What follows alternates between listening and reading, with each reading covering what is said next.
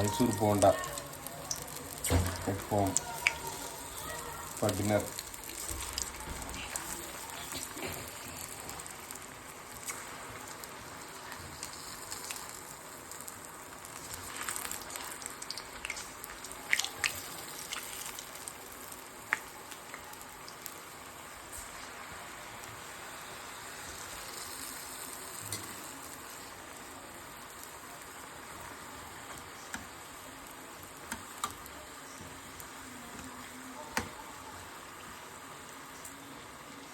ఇట్లా కొద్దిసేపు చేసి కొంచెం రెడ్ కలర్ అయిన తర్వాత తీసేయాలి.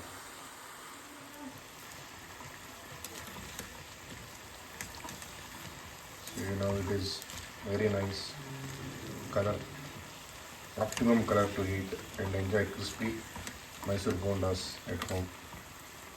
అల్లం చట్నీతో కానీ పల్లి చట్నీతో తింటే బాగుంటుంది. సో ఇప్పుడు అల్లం చట్నీతో తింటున్నాం. Very Emmy, excellent taste.